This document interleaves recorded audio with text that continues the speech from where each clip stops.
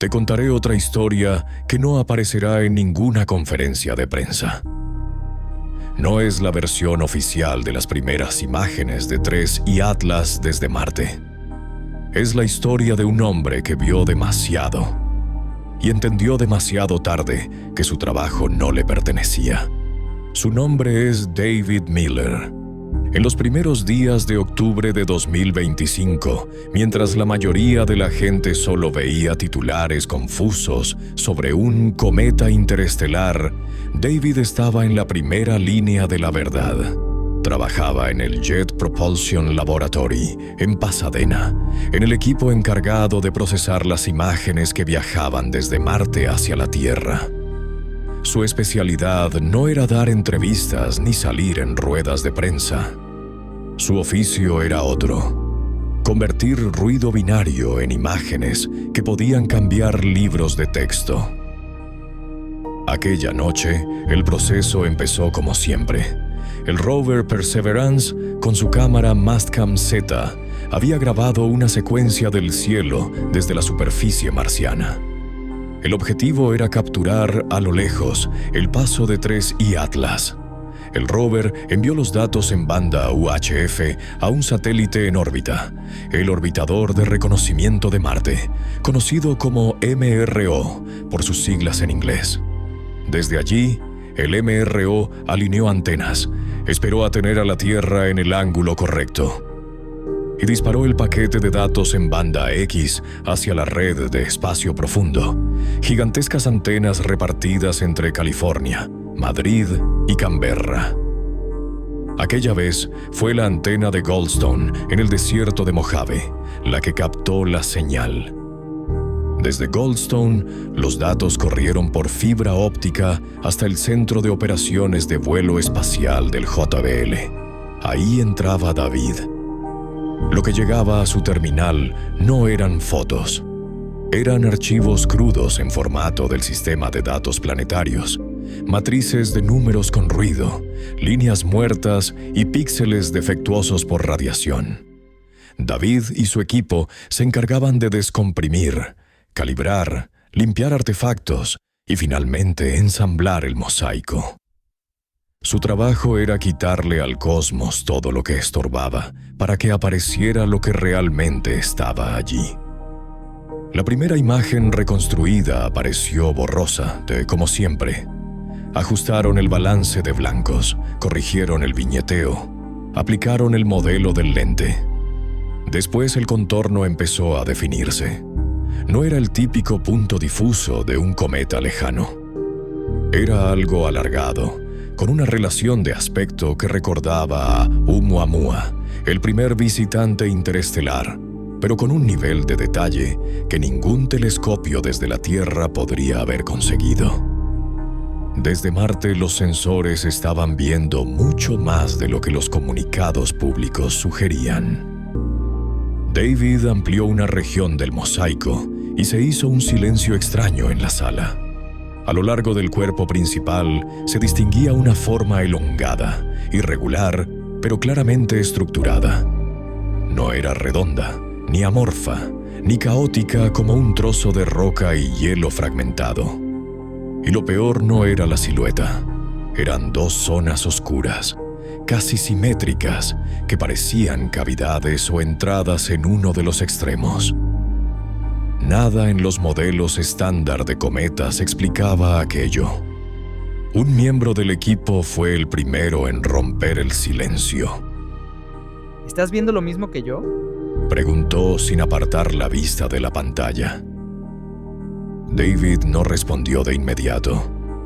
No quería decirlo en voz alta, pero su mente ya estaba encadenando todo lo que sabía. Ellos no estaban trabajando en un vacío de información. Desde septiembre, los grandes telescopios de la Tierra llevaban analizando la luz de 3 y Atlas. El Very Large Telescope, en Chile, había detectado algo que ya había encendido todas las alarmas de la comunidad: vapores de níquel y hierro en la coma fría, metales pesados convertidos en gas alrededor del objeto. Eso no era normal, Solo se había visto algo parecido en 2 y Borisov y en cometas que pasaban peligrosamente cerca del Sol. Y este no era el caso. Pocos días después, otro equipo confirmó que 3 y Atlas no estaba expulsando principalmente agua, como hacen los cometas normales, sino cantidades masivas de dióxido de carbono y monóxido de carbono. Eso explicaba su brillo anómalo a distancias en las que la mayoría de los cometas seguirían dormidos. Una composición extraña, una luminosidad extraña y ahora una forma extraña. David se aclaró la voz. Níquel gaseoso, hierro gaseoso, casi nada de agua, toneladas de CO2. Murmuró más para sí que para el resto. Uno de sus compañeros completó lo que nadie quería decir. Si enseño esta imagen a alguien fuera del laboratorio, lo primero que va a pensar no es en geología. Se rieron, pero fue una risa tensa, breve, sin alegría. No estaban viendo una nave ni un artefacto, y lo sabían. Pero tampoco estaban viendo el típico chorro caótico de una bola de nieve sucia. Estaban ante un objeto interestelar con composición anómala y morfología inquietante, captado en alta resolución desde otro planeta. Guardaron el archivo maestro en un servidor interno al que todos llamaban, medio en broma, la bóveda. David se fue aquella noche con la sensación de haber rozado algo histórico.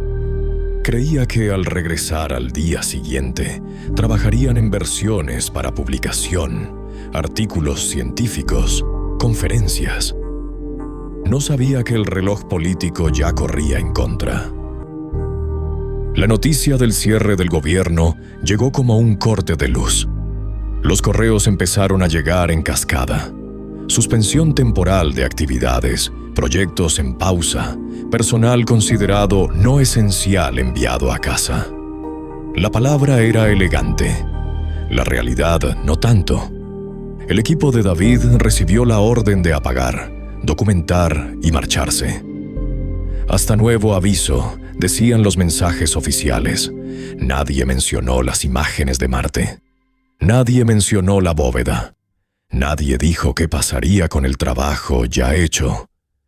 Simplemente cerraron sesiones, guardaron sus identificaciones y abandonaron un laboratorio que, en teoría, volvería a esperarlos intacto.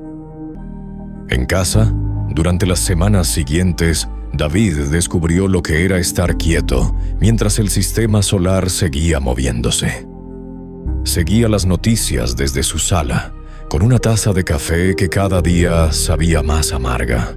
Leía los reportes sobre la trayectoria hiperbólica de 3 y Atlas, las notas sobre su conexión estadísticamente improbable con la región de Sagitario, y los artículos donde algunos científicos sugerían que aquel objeto podría ser una de las piezas más importantes para entender cómo funciona el espacio interestelar. Y él había visto algo que el resto no: la forma nítida captada desde Marte. Una noche su esposa lo encontró otra vez frente a la televisión apagada, sosteniendo el control remoto sin encenderlo. ¿Otra vez pensando en el laboratorio? Le preguntó sentándose a su lado. David tardó en responder. No es solo el laboratorio. Es que, por primera vez en mi vida, siento que lo que hicimos puede cambiar algo de verdad. No fue una buena imagen. Fue la imagen. Todo lo que sabemos de ese objeto está mezclado con ruido, con conjeturas. Nosotros lo vimos de cerca. Lo vimos desde Marte.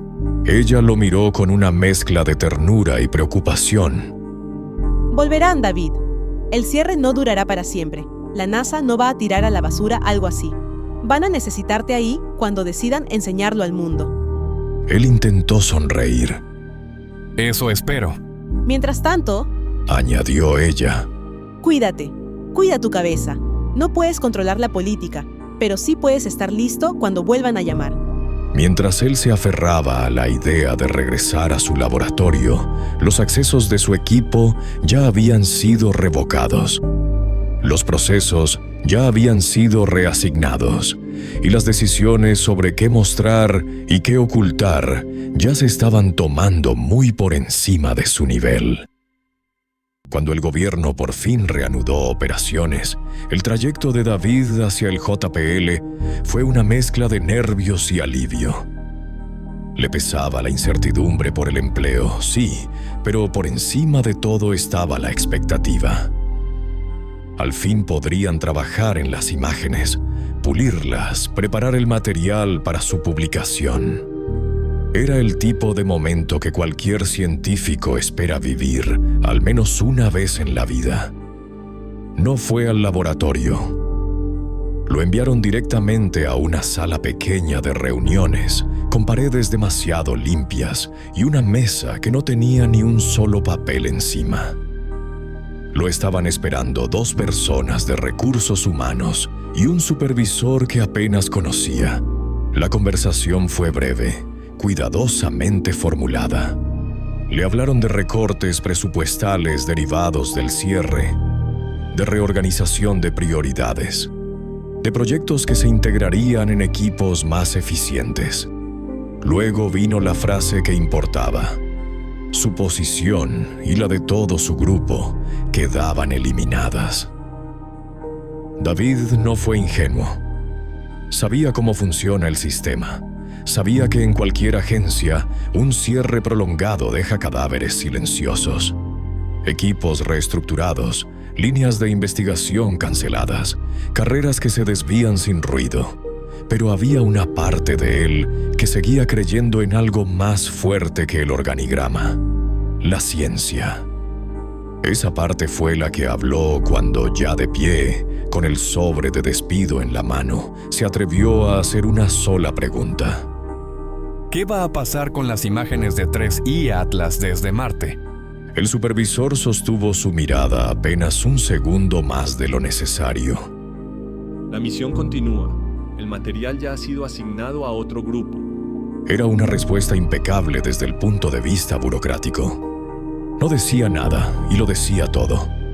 El trabajo de David seguía existiendo, solo que ahora en manos de personas a las que jamás conocería. Él salía por la puerta. Las imágenes, no. Camino a casa el sentimiento fue extraño. Había perdido su empleo, su acceso, su rutina. Pero aún así, una parte de él sentía algo parecido al orgullo. Había contribuido a capturar una imagen que el mundo, tarde o temprano, vería. Se consoló con esa idea, Sinch. Aunque él no estuviera en el escenario, la ciencia terminaría hablando por sí misma. El 19 de noviembre de 2025, David se sentó frente a su computadora con la misma ceremonia con la que otros se preparan para ver una final deportiva. La NASA había anunciado una conferencia desde su centro de operaciones científicas para presentar las imágenes de 3I Atlas, lo que sus sondas, telescopios y el propio Marte habían conseguido captar. Para David no era un evento cualquiera. Era, en cierto modo, la presentación pública del trabajo que ya no podía reclamar como suyo. La transmisión comenzó con gráficos animados, una recapitulación de la trayectoria del objeto y explicaciones sencillas sobre qué es un cuerpo interestelar. Después, los voceros de la agencia pasaron a las imágenes. Primero, la foto del orbitador marciano. Una mancha borrosa, casi esférica, sin estructura aparente, flotando sobre el ruido del fondo. Luego, una toma del cielo marciano desde Perseverance. Un punto apenas distinguible, perdido entre estrellas. Uno de los directivos explicó que la imagen del rover Perseverance se veía limitada por interferencia de polvo atmosférico y por artefactos de compresión digital al intentar hacer zoom en un objeto tan lejano. Añadieron que debido al cierre de gobierno, se perdieron paquetes de datos clave en la transmisión y lo que mostraban era una reconstrucción incompleta. David sintió cómo se le tensaban los músculos de la mandíbula.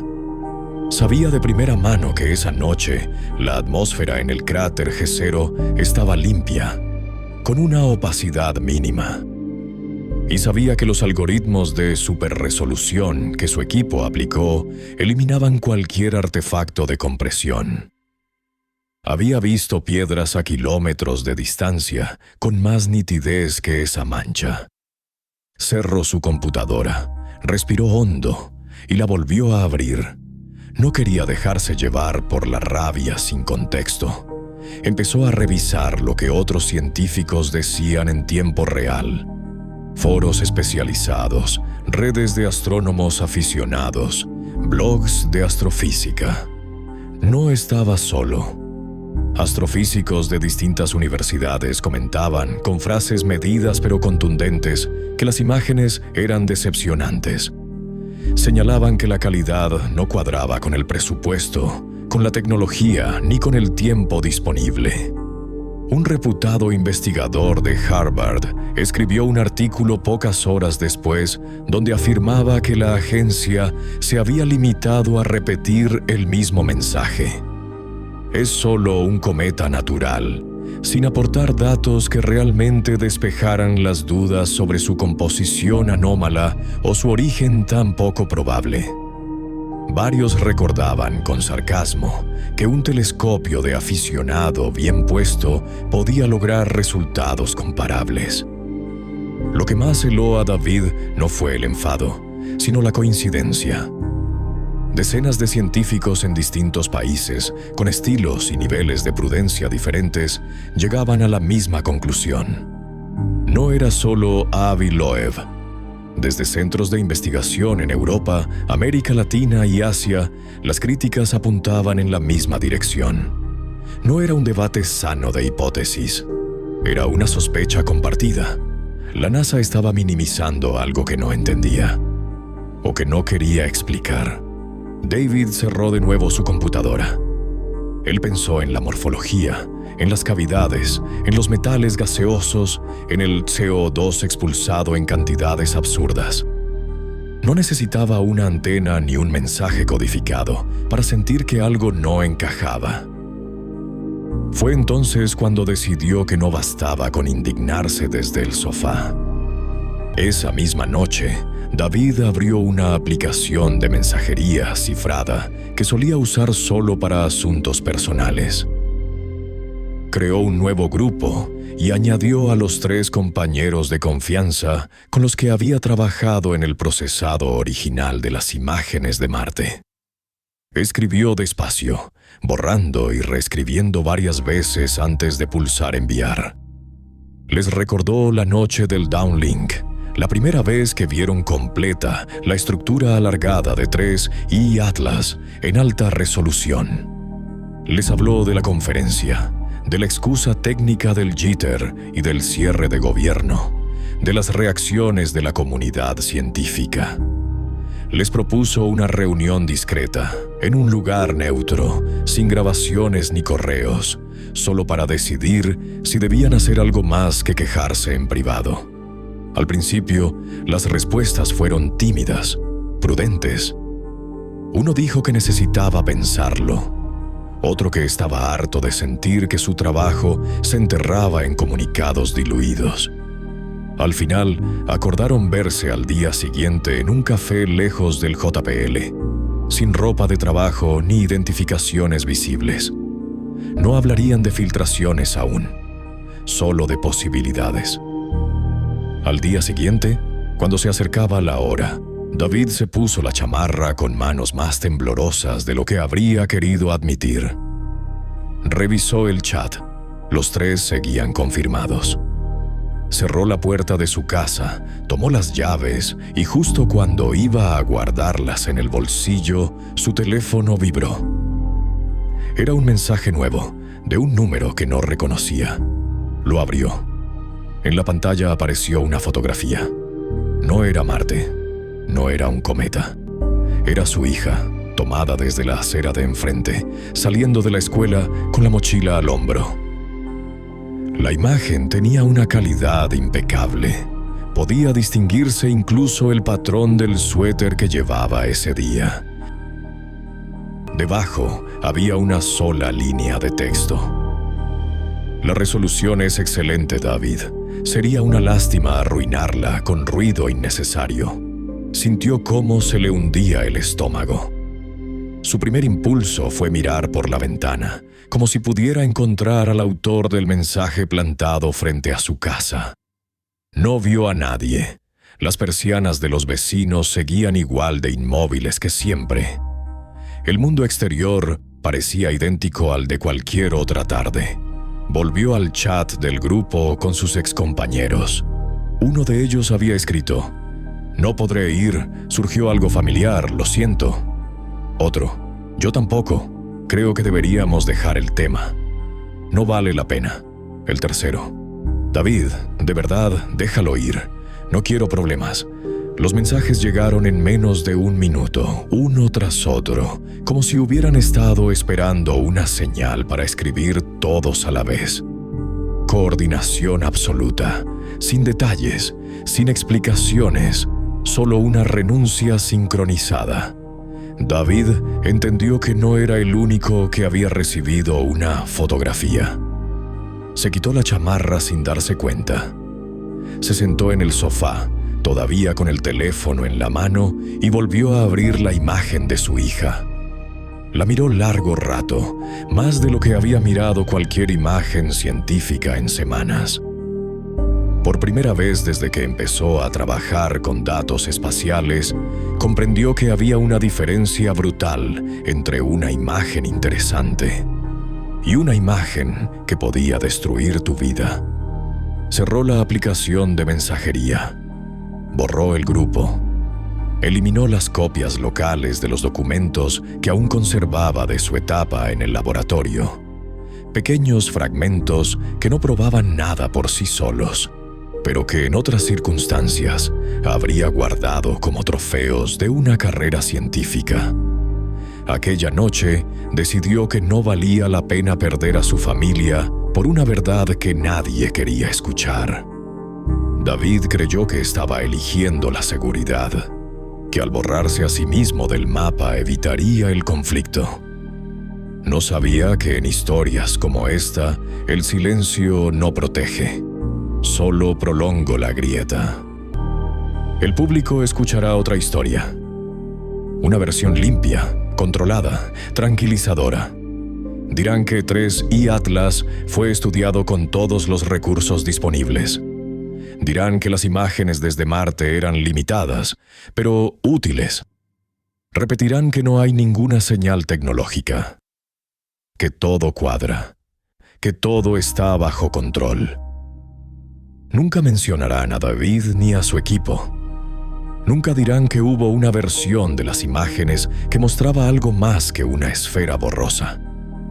Nunca reconocerán que cuando las fotografías desde Marte no coincidieron con el relato, fue más fácil borrar al mensajero que reescribir el comunicado.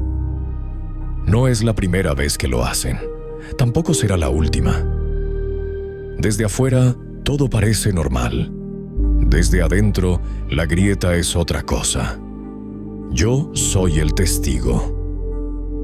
Y mientras 3I Atlas sigue su curso, la grieta no se detiene. Sigue avanzando.